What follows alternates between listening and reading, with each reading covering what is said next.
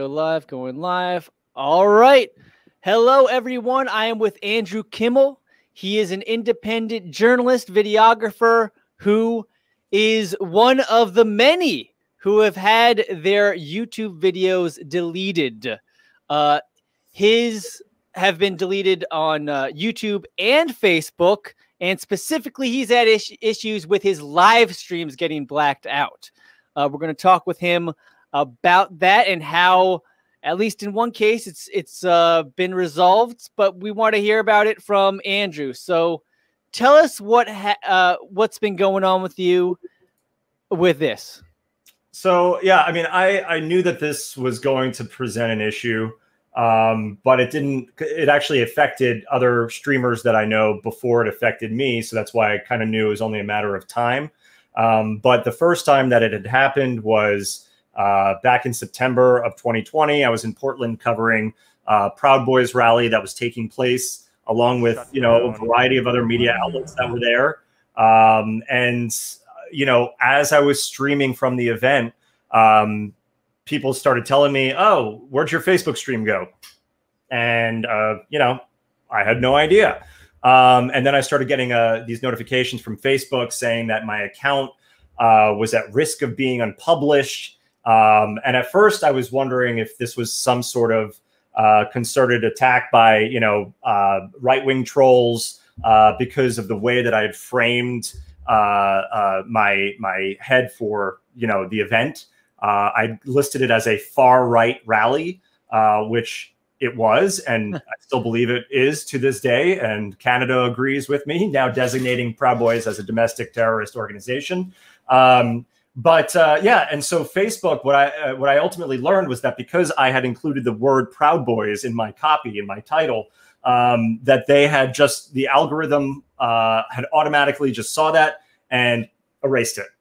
And not only that, they locked my account for 30 days. I was unable to add or do anything really with followers. So I couldn't invite followers to my page. My page wasn't coming up in search results. And then also my videos that were already on the page were demonetized. And so, that for me, it's like most of my money making doesn't come from that, but, I know people that it does, and that would present serious issues. So that was the first kind of time that I had experienced something like that. And that was with Facebook. And then fast forward a few months down, then it happened with YouTube. And so I don't know if you want me to get into YouTube right now or not, but I actually have some questions about the rally, the Proud Boys rally. So I've got a video of it here. You're clearly sorry about that. I think my Facebook stream just got shut down, saying that I went against the community standards, so my stream has been shut. Good old community standards. So what were you seeing at the rally? So you mentioned the Proud Boys has been listed by some as a domestic terrorist group. So, I mean, what I see in this video, which, nobody could see live, but you put some of it up later, it didn't look violent to me. So, I mean, tell me about what you saw there. Yeah, well, I guess this is the thing that's concerning, because, right, there is this idea, and I understand from the platform's perspective, it's like, okay, what you're doing is, and even when I was working at BuzzFeed News, there was this sort of similar idea that, well, why are we giving a platform to people that are wanting to share these ideas of hate and violence, right? And I get that. But at the same time, you have to understand that these groups have only been growing larger in size. And the fact that they exist should be documented. And people need to know about these groups and that they exist and that they aren't going away. And so it is important and newsworthy to show what and who these people are. And so while I was there, there wasn't anything violent going on. There was a number of speakers. There were people there that I always like to interview people, so that way we can actually understand the mindset of who these people are, where they come from, what their ideas are. And then also not even just that, but like people wearing T-shirts, right? Which tells us a whole lot, where people are wearing T-shirts saying, you know, I support Kyle Rittenhouse, you know, and this was shortly after a lot of that went down. It's like, okay, we need to know, and this is important information that needs to be shared, that shouldn't be shut down, especially coming at it from more of a, well, with live streaming particularly, you're just presenting it as it's happening, as it is. Yeah. There's no editorial. It's not like, oh, well, I'm going to take this one thing and then use it for propaganda and promote it for this to mean something else. That's not what myself and other streamers are there to do. We're there to present the clearest, most raw perception of what reality is, next to actually being there. Yeah. And so needless to say, it's incredibly disturbing that that is not allowed on Facebook or YouTube, but it is.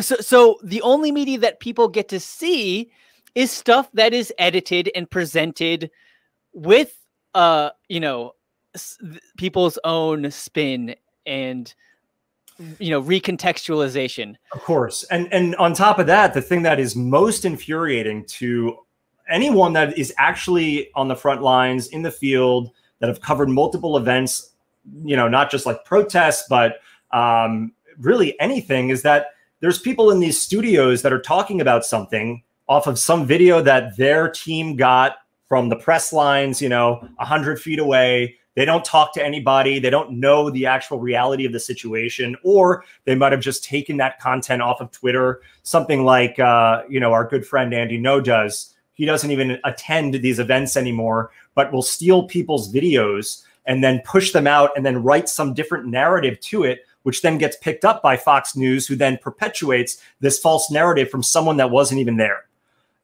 So yeah, that is a huge problem. And again, that's one of the main reasons and why I'm so passionate about what it is that I do.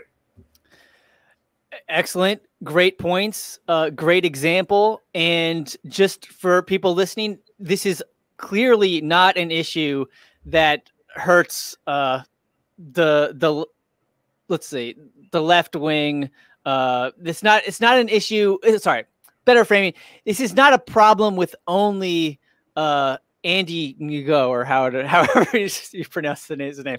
It's an issue with all media. Some are certainly worse than others, but a classic example where even Trump supporters are victims of this was the situation on the Lincoln Memorial with the Covington Catholic High School students with them wearing MAGA hats. Yeah. That you just had these little clips taken. Luckily, there was raw footage, extended footage, hours long, so anybody could actually look and see what actually went down. In this case, the media disgustingly misrepresented stuff. But with what's going on now, that footage may not even be around to be able to validate stuff. So all people will have is what the news says, and there's no way to prove them wrong. Theoretically, if you don't have this raw, original, unedited, unbiased video. Yeah, which it also adds more work for us. You know, what I like to do is go back and clip out different, you know, sections of the live stream that I think are, you know, standout moments. Because obviously people aren't going to be watching 4 or 5, 6 hours of a live stream. They just want, you know, the 30-second clip of this moment. So what I would do is, you know, I post these clips onto Twitter. A lot of times people will then respond, oh, this is bullshit. This is fake news. This is manipulated. I'm like, okay, well, here's the live stream. Here's the link. Here's when it happened. Go watch the whole thing. This is what happened. Yeah. And that's great. We need more people doing that. The mainstream, you know, unfortunately, that's not the norm with corporate media, even though they do have the resources of anybody to do that. Well, of course. And Portland was one of the best examples of this from, you know, this last summer, where you have, you know, even CNN talking about Portland on fire. Obviously, mainly Fox News was leading that charge. But, you know, you get there and it's, you know, a street corner and somebody set a trash can on fire.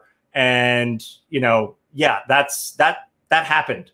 I was there. Somebody set a trash can on fire at a little, you know, fire in the middle of an intersection, lasted for 10 minutes. Somebody put it out. And next thing, you know, Fox News is saying, city of Portland on fire, you know, under siege. And it's like, guys, come on. And of course, you know, obviously outlets on the left are guilty of this as well, because there is a lot of sensationalization that needs to happen to attract viewers and to keep viewers, you know, tuned in. Let's see. I guess. Oh, so how was this particular incident resolved? This video that Facebook took down, they cut off your live stream. What happened? The incident was never resolved. I did whatever I could possibly do. I reached out to Facebook on different you know, email addresses that I was told by journalist friends of mine to whom I should reach out to. I even went on LinkedIn and started cold messaging, you know, employees at Facebook and Facebook Live. And then I spoke with someone and connected with someone who was like, oh yeah, I'm gonna handle this for you. I'll help you out. I've, you know, pushed this up the chain. And then of course, still nothing happened. And the issue was that next week I already had a trip booked to go to Florida to cover, Trump was holding a rally. This was actually the day after he tested positive for COVID. So I flew to Florida for literally nothing. That sucked. I was in my hotel room for, you know, waiting the next day to film him. And then that's when the news came out. And then I went to Louisiana to film this rally, of which, you know, I spent money on, and I couldn't push it out to Facebook. And, you know, that sucks. Mind you, I did have other avenues. You know, I had YouTube, I had Periscope, but for me, my largest audience, and obviously based off of all the streams that I've done, the most eyeballs comes through Facebook. So, you know, was it worth it to cover these things? Yes, but it didn't reach the amount of eyeballs that it should have and could have. Yeah. And so, yeah, the Facebook never put that video back up. It's gone. And my account still has some sort of, you know, negative mark on it. So God knows what next event I'm going to cover that could be the final nail in the coffin. And then they say, well, your page is completely gone. It's done. Hopefully not. Yeah. Do you have any headphones? It's not that big a deal, but do you have just to like with the mic, you know? If not, it's how about this? Is this better? Let's see. I'm talking. I've got a microphone. That is better. That is better. Yeah. If you want to bring it in frame, that's okay. I know you set up a beautiful frame. But if the mic, yeah, it's okay. If the mic pops in, that's okay. Okay, great. What was I? Oh yeah, I've had some experience with community standards and having videos removed. And when I had a video removed in 2016, it was a video I had made exposing PBS's censorship of a Green Party candidate. They cut out certain parts of her interview, specifically all criticism of Hillary Clinton and all mention of the Trans-Pacific Partnership. The only way I was able to, yeah, isn't that crazy? The only way I was able to show this is because luckily they did live stream on Facebook. Wow. So I could show, it was unwatchable, but I was able to like splice it back together. It was like kind of like working with like shredded papers. It was such terrible quality. But I was able to show that, yeah, what they had cut out, and that video got removed by Facebook because it violated community standards. They never said what community standard. At that time, there were only 4 community standards. It clearly didn't violate any of them. I wasn't even notified. In your case, you were at least notified. Did they tell you what community standards specifically you had violated? They did not. No. Unbelievable. Still, yeah. That's so fucked up. And that's why, you know, I think I still don't know entirely, but the only thing that I can think of is that I had the word Proud Boys in, you know, the title, and Proud Boys, I think it was like 2 days before or 1 day before, was something that Facebook was deciding like, oh, now is a good time. We're anything with the Proud Boys, like their you know, their member pages, we're going to take those down.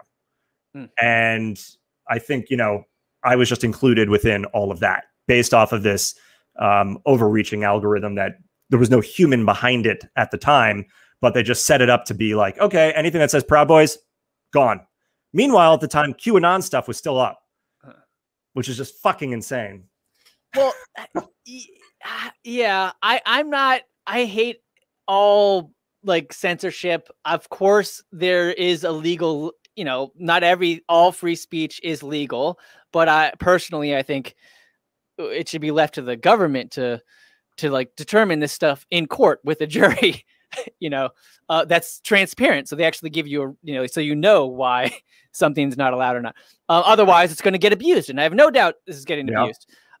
Okay. So that never got resolved. Now the next thing that happened, this is, that was back in September. That was September. And now we're going to come to January, where you had a gun rights rally. Why don't you set up this live stream that got blocked out just a couple weeks ago? Yeah. So I went to Richmond Oh, you're playing it. Nice. Yeah, I'm playing it. Go for it. So yeah, this was something that was so stupid. It was a gun rights rally in Richmond, Virginia, one that I had covered the year before, live streamed it, you know, on multiple platforms, no issue. And the one last year had over 21,000 people in attendance. This one had like between 30 and 50. And also same thing. Like I didn't realize it. That all right, this is insane. This is insane. You know, I just realized you were kind of surprised that I was playing it, and then I realized, hold on, theoretically, could they shut this live stream down because I'm playing that? No, even though it's not live. I mean, we're live, but that's not live. So what do you think? Actually, that's a very good question. But what they were saying, YouTube, is that they had created this new policy that for live streams, not, you know, actual pre-recorded video or produced content, but anyone handling a gun goes against their community standards for live streaming, and therefore those videos would be taken down, which happened. And I wasn't even aware. I wasn't aware of that at the time until I actually saw John Farina, who was there with Status Quo, and he said, yeah, my live stream was taken down. And I said, fuck, me too. And then I saw an email from YouTube saying that it was because of the fact that people were handling guns, which, you know, really struck me, considering police handle guns. And I cover a lot of live events where police are handling guns. Or what if, you know, I was live streaming the Capitol attack on January 6th and somebody was holding a gun? Would that mean that that live stream would then disappear and no one would be able to watch that event as it was unfolding? And then you also think about all these other people that are on YouTube that post videos of them, you know, cleaning a gun, firing a gun, and those are allowed. But the live stream, something that is actually happening, that is a newsworthy event where anything could happen. Yeah. Luckily, nothing bad did happen, but literally there's groups of people with guns in a place where the police have said guns are not allowed. This is shortly after, you know, January 6th. And we knew that the, you know, misinformation led to a lot of people doing some pretty crazy shit, which has been the case actually for the last 4 or 5 years. And it's always the case. That's usually the source of a lot of crazy stuff is misinformation. But yeah. And so like, for me, I'm putting myself at risk, not for money. I'm not doing this for money. I'm not making any money except for when sometimes people will donate, which is really nice. Thank you to whoever has. But I'm risking, you know, my life, spending my own money, my time, just so I can, you know, deliver an unedited, raw look as to what is happening on the ground from a certain newsworthy event. And when somebody then says, no, we're taking that away, off. Fuck, like that sucks. And there's really nothing else I could really say except, you know, it's a good thing nothing bad happened.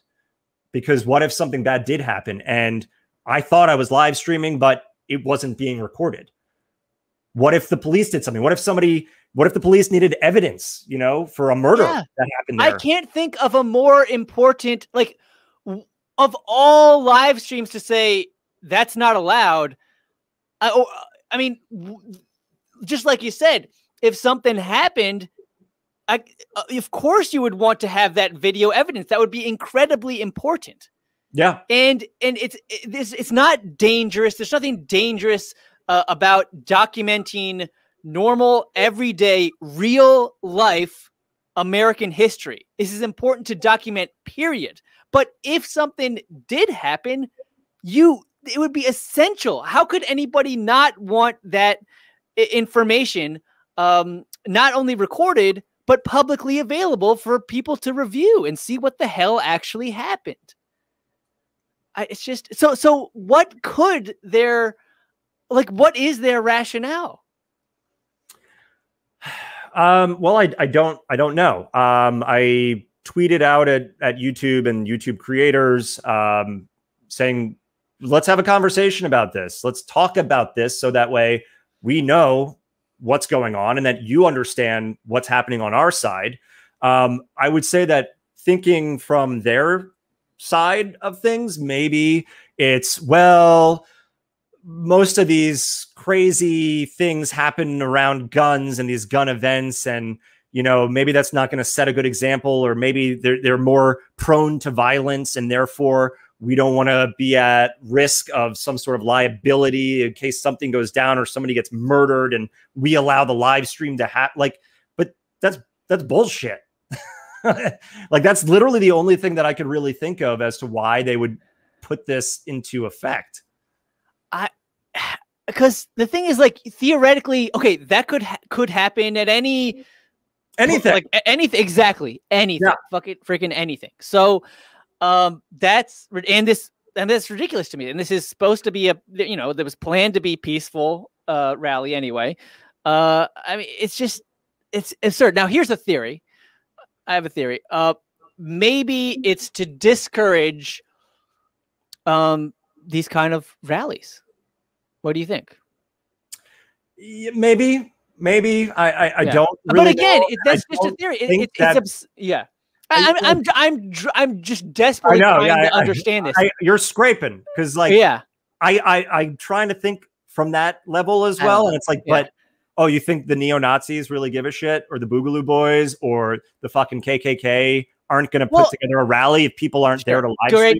Great point. Yeah, they KKK, they had their rallies. they don't live stream their rallies. They still have rallies. Yeah, and the thing is, like, the other one thing that I could think of is, okay, well, by allowing the live stream to happen, you are actively getting people who might not otherwise have known about these groups to know about them, which could in turn get them interested in joining these groups, which, interestingly enough, like one of the Boogaloo Boys from the Richmond event, Censorship gets them interested. Yeah, I was like, so how is membership been, or how has the response been to your chapter or to the Boogaloo Boys in general since January 6th? And this one guy in particular was like, well, we've received over 14,000 emails since then. I'm like, oh shit, wow, that's crazy. And I'm like, well, how do you get your word out there? And he's like, well, you guys. Well, honestly, I don't think live streamers, like the fact that that protest was live streamed or documented, I don't think that's what got it led to this surge in the Boogaloo. No. I mean, that's his statement was the media as a whole, right? So anyone that is there covering these events, he's like, well, we were all responsible for it because we were giving them the press. But again, now you're at this sort of thing where, like, with Facebook, and I guess with YouTube with this, is like, well, mainly with Facebook and what happened with me and the Proud Boys is, okay, you're giving a platform to these people, but don't people deserve to know who they are? Yes. To know that this is actually a serious threat, and that this isn't, or if it isn't. I mean, or if it isn't, let's be fair. I mean, or if it isn't, right. Like just a peaceful rally is not a serious threat in itself. Now, but I mean, period.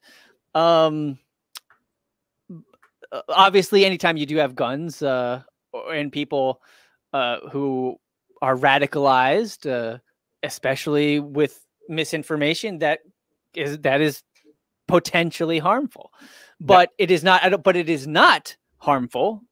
And I don't think this should be in any way controversial. I don't think it is harmful to just make that reality available for people to see and observe and analyze, free of, you know, spin and recontextualizing it. Yeah. And just to add to that, you know, it's like, it is more dangerous to allow these things to kind of fester and spread without any rebuttal or without any sort of, you know, counter to them. That's where the radicalization happens. What we do, and I know myself and other streamers, you know, when we are there, we ask questions to these people, depending on what side, whether it's a Black Lives Matter protest or, you know, this Richmond rally, gun rights rally. You know, we ask questions. And if somebody says something that is obviously not true, you push back on it. And that's an important thing that can't happen within the chat rooms, usually within these echo chambers. And so I think it is. That's another thing that's just like really important as to why what we do should be allowed, because there needs to be some sort of counter to whatever is happening. Yeah. And it's a counter to the echo chambers, because Correct. Once you have just, and hey, I defend, you know, spin and contextualizing stuff. That's normal. That's a free speech. It's people got to do it. And, you know, it's normal to make an argument. You do that when you're trying to make an argument. But the thing is, that typically, unfortunately, usually encourages these echoes and this polarization, because people just keep speaking to their own audience, which gets more narrow and narrow. Yeah, because you keep giving them what they want instead of just, you know, raw, often bland, you know, more stuff. I mean, and although that's also, you know, goes back to what I was saying earlier, just about the clipping, right? And someone like an Andy No taking content and changing the narrative of what is happening in that clip without the proper context, and then pushing that into these echo chambers, which then does get used as propaganda. That is dangerous. And there needs to be the counter to that. There has to be. Yes. It's just so incredible. I can't believe that there's so many instances. I just spoke to Ford Fisher. He had his live streams cut off. And not just that, but a recorded video of a peaceful rally. It did turn violent later, partly. But he just was recording history on the Capitol. That was a huge rally of Trump supporters, and that got cut off. It was called potentially harmful, too controversial. Wow. It's just, yep, it's crazy stuff. Sorry, I cut you off. No, I mean, okay. It's just, it's insane, you know? Yeah. And again, it goes back to, fuck, man, we are on the front lines, and like shit does get very intense sometimes. And there are very, very big risks just by being there, and particularly being there nowadays with like a camera, depending on the event, obviously. But there are serious risks. And when you're there and then all of a sudden you see that your stream is cut, you're like, fuck, you know, it really does. It hurts, man. It's like, you want to be able to present the truth.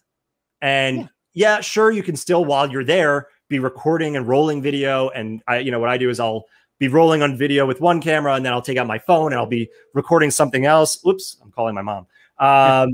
And you know, that way I can do two things at once and post clips in real time while I'm live streaming on Twitter. But like, that's still not as effective as the live stream. And that is why, at least for me, I'm there, is to show it as it is happening.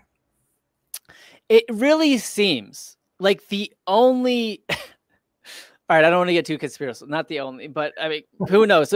But it's surely the effect of this is, I mean, I guess I've already hit on this, but what this does is it makes the only source of information on these events to be highly edited mainstream media clips. I mean, that's just not healthy. That's not, it doesn't help inform people. If anything, that misleads people. It increases polarization.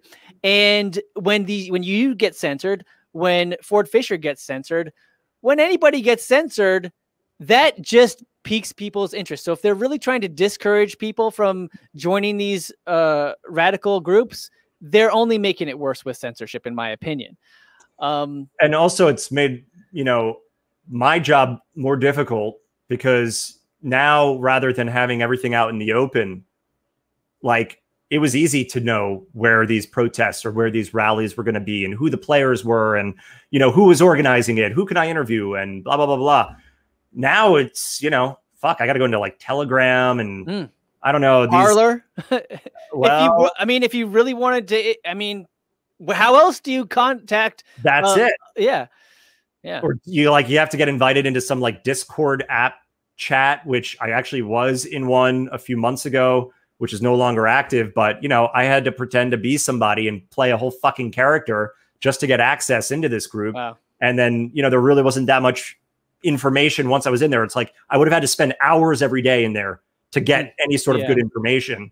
But yeah, Facebook and Twitter and a lot of these platforms, it was easy to find who the players were. It was all out in the open, and now it's kind of gone back into the underworld, which does make life a bit more difficult. Yeah, and you would think it'd be easier for the authorities to keep track of them if they kept their Facebook page and such. It would be. It would for sure. Yeah, and it's like, do you think the authorities are really making up, different Telegram user handles? Yeah, I'm sure they are, but yeah, I wouldn't imagine them being that skilled at it. Well, that's partly what I'm saying is it's like they've made their job, all these much more difficult. Fans, exactly. They've made their own job more difficult by banning these radical groups.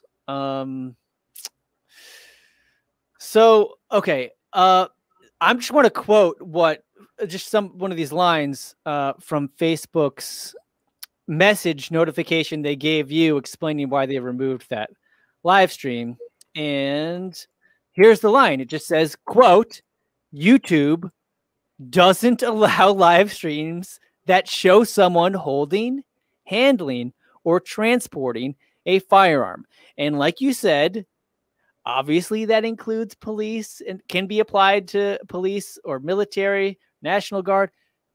There's nothing in here that says that those are exceptions. Absolutely nothing. That is terrifying. That's absolutely terrifying. And I'm going to play a clip that you recorded back before, but back when it was allowed to record, you were allowed to record people with firearms. In this case, it is the military. Do you want us? And it's just crazy to think that this could have been censored if it happened, if you were recording it live today. So, do you want to set up this clip for us? Your generation. Yeah. So this was in Portland in July, this last summer, and this is, again, no networks were there at this time. There was no mainstream media coverage at this time. They all left and went home. I stayed out, I think, till 6 a.m. On this particular day. And there were still people that were there in the streets protesting, keeping a distance. This gentleman was a military veteran, a Vietnam vet, who was also there as a photographer, who went up to this line of paramilitary federal agents, and basically was saying, listen, I have regrets. I was, in Vietnam, and we killed people, and, we were just following orders, and, you guys, you should be thinking about what you're doing. And next thing you know, one of the guys just came up and right in his face sprayed him with pepper spray. And this guy, his name's Mike Hasty. I think he was like 74 years old. I can just play the clip. Can I play the clip? Yeah. Go ahead. All right. And yeah, so everybody, this if he was live streaming this, this would be totally by the rules for YouTube to just cut this stream like that. And we murdered people. We did it every day. And your generation doesn't know that. You don't know that. So that's why this Vietnam veteran, combat medic, who took injured and dead soldiers off of helicopters, this is why I did this. Well, I took an oath to defend my country. And then when I got to Vietnam, we committed atrocities. We committed atrocities every single day when I was in Vietnam. I took an oath to defend this government. And when I got to Vietnam, we committed atrocities. I stood next to a ditch in Vietnam, and we murdered 170 Vietnamese people. And you guys don't know that. Sir, are you all right? Well, that was a direct spray. Woo! Sir, what is your name? Boy, he got me right in the fucking eye. Oh, fuck. It's pretty amazing.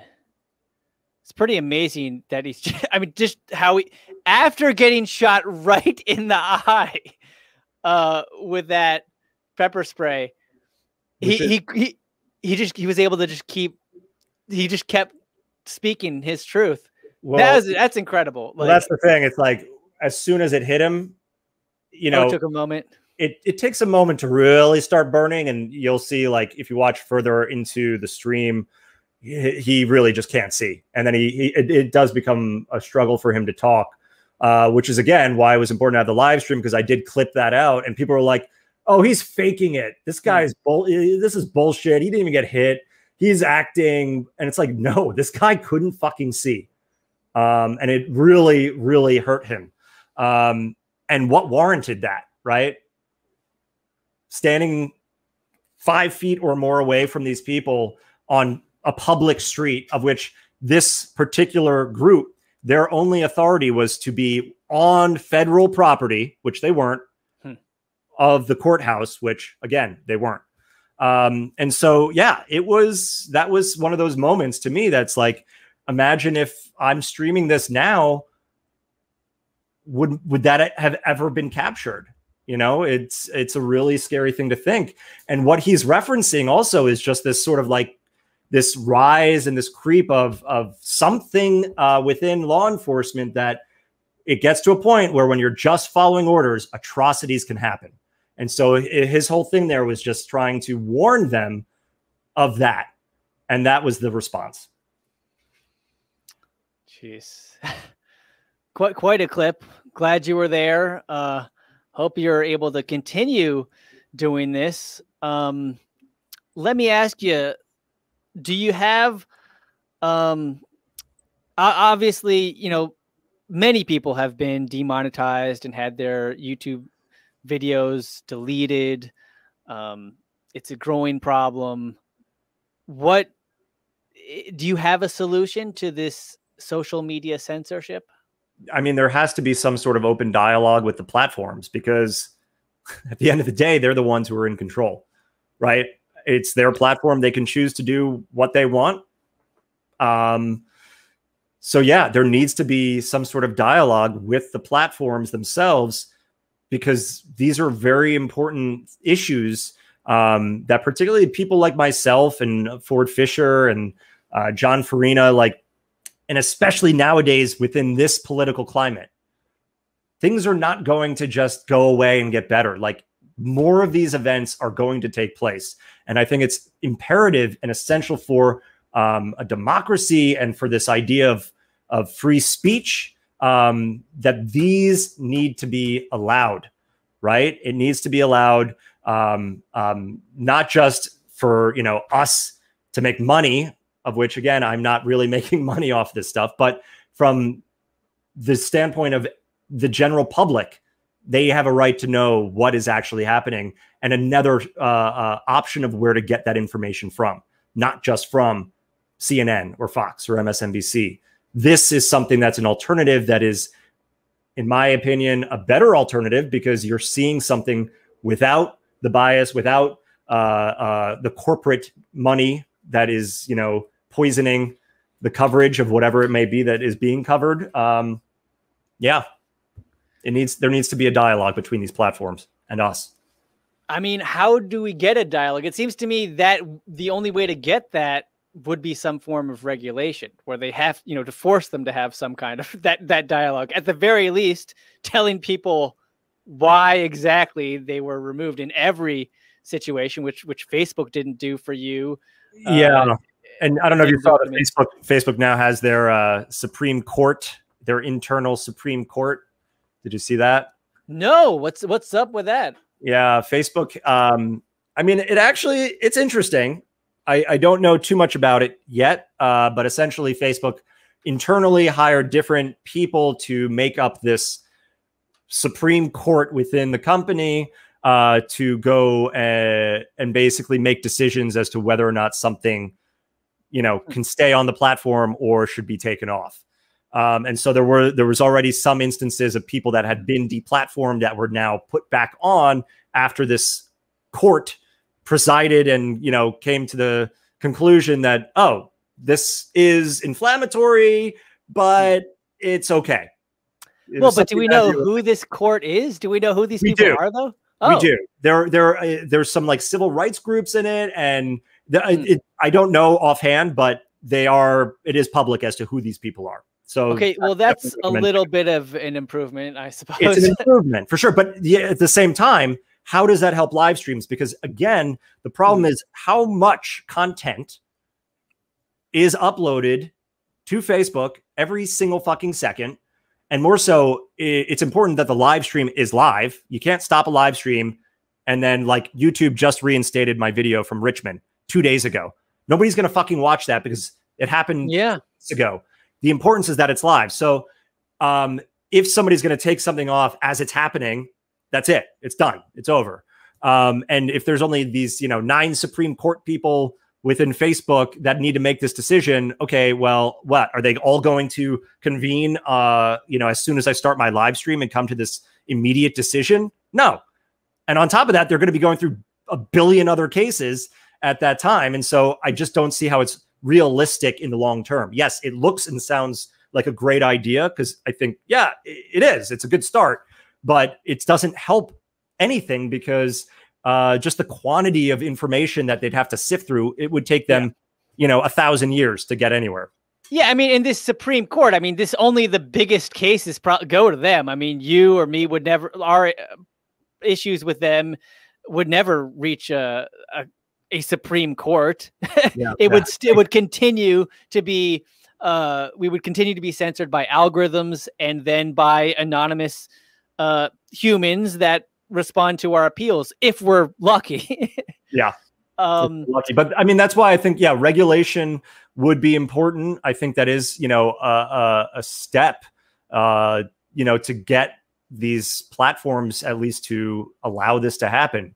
The other option, if it isn't going to be regulation, is really speaking directly to the platforms, which again, I don't know how much traction we would get or how willing they'd be to make any changes just by speaking to people, unless it's like some of their biggest streamers, right?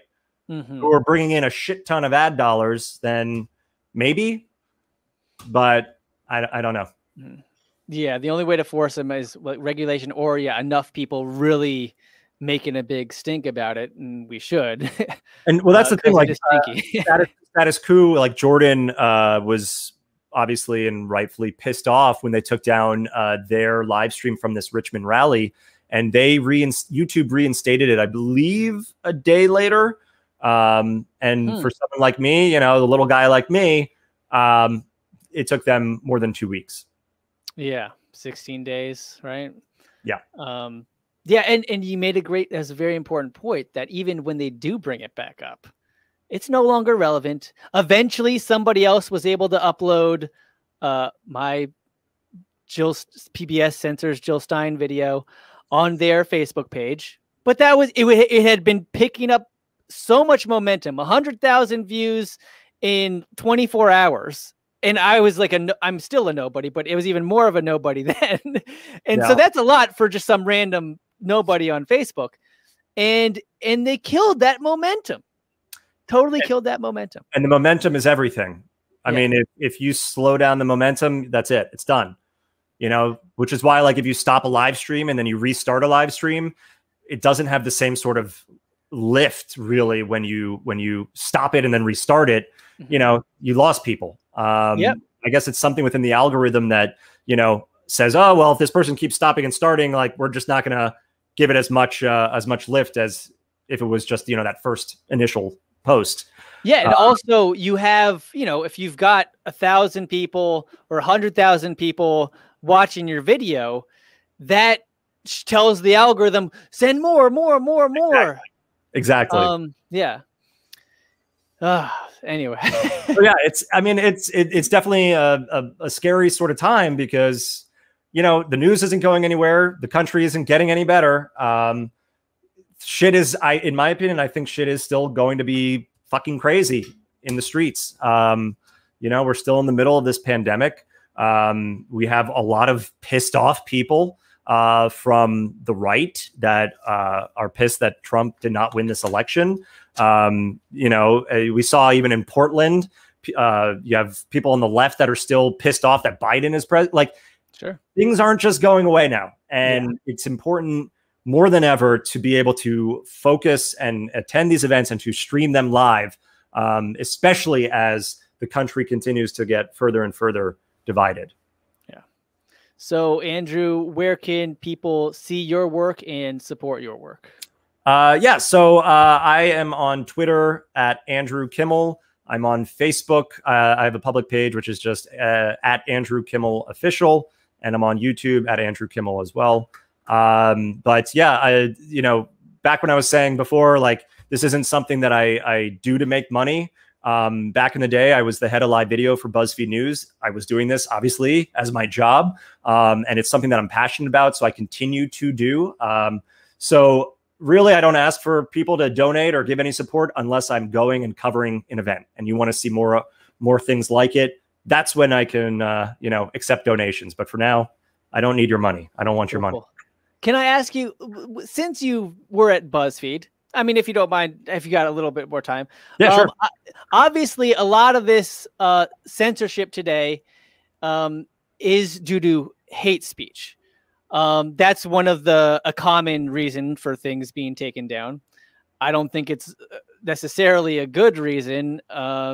So I'm curious, what was your thoughts when that became big, when a fellow BuzzFeed reporter, Carlos Maza, made a big issue and campaigned YouTube to censor, I believe it was Steven Crowder, for an offensive shirt that was offensive to gay people, or to him and other gay people. Yeah, I don't know too much about this situation. I know, like, just kind of, I looked at some of just what, like, Crowder was saying. I don't know where it really started. And so I can't really say too much about it, except for the fact that, yeah, if it was over a t-shirt, I don't think that that's anything to be taken off or deplatformed for. Yeah, sorry. Yeah, well, I mean, no need to apologize. Just for you know, you and people listening. So it was a shirt, and it said fig. Didn't even say, you know, fag. It said fig. So I mean, obviously it was insinuated, but it just said fig, and that got, you know, ever since that, there's been more censorship for hate speech on YouTube. I actually, I did an interview, not with a QAnon person. I had this guy who was one of the hosts of the QAnon Anonymous podcast, which is all about making fun of QAnon, actually. Yeah. And so we discussed QAnon a little bit after Twitter had taken them down, many of them anyway. And just that conversation, that video was labeled harmful and controversial.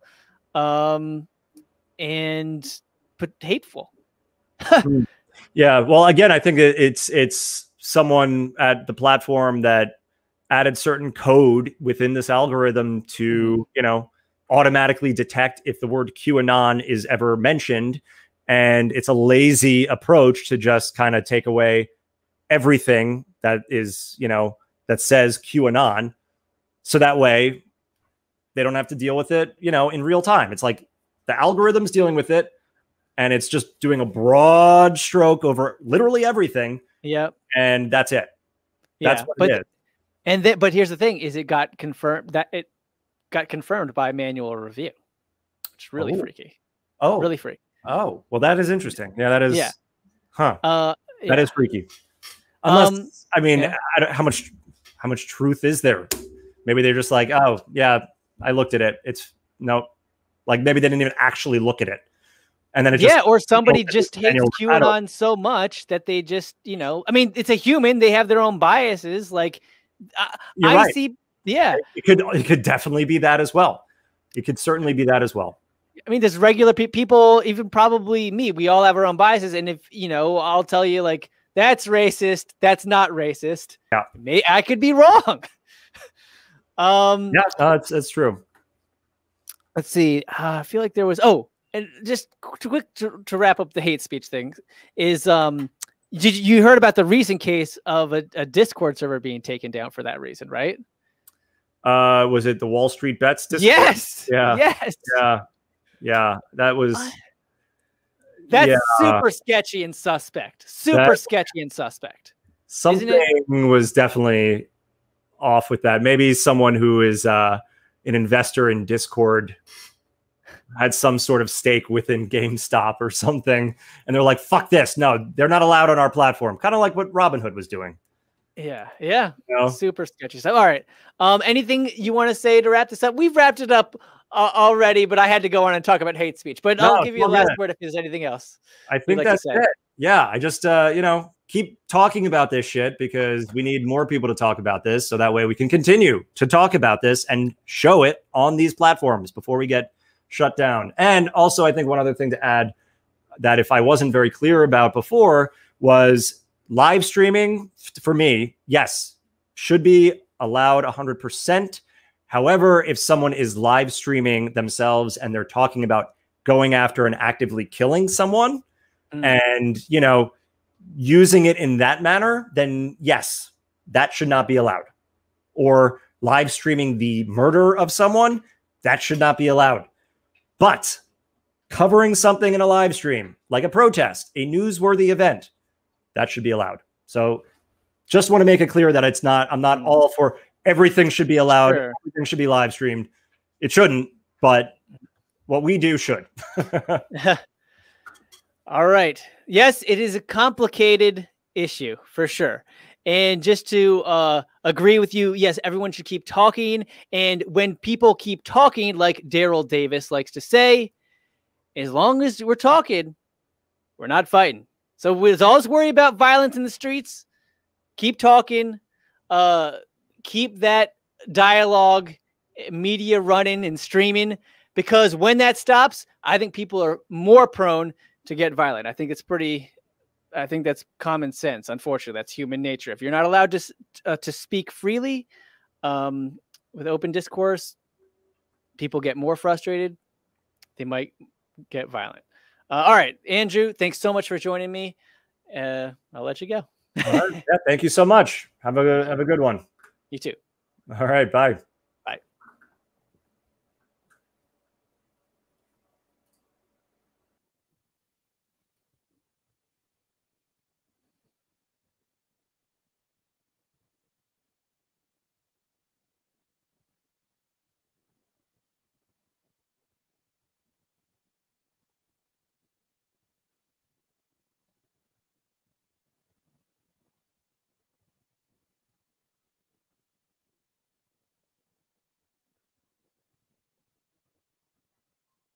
All right. I should have ended the broadcast, but I let it run for another 10 seconds or so. Thanks, everyone, for watching. I'm going to go through and quickly see if I missed any super chats. Thank you, Big Baby Zubas. This is about an indie news crackdown, in my honest opinion. That's certainly the effect of this. It's possible that's part of the reasoning behind this, part of the motivation, perhaps. That's just speculation, but that's certainly the effect of these new policies. Because CNN, MSNBC, they aren't getting their videos taken down. All right, guys. Thank you, Oz Whistles, Gene, Nexus, and Bear Post. Bozo, am I late? You're late. But it's okay, because we're going to post this and everyone can see the full live stream. All right, everyone. Thanks for watching. Thanks for supporting. Over and out.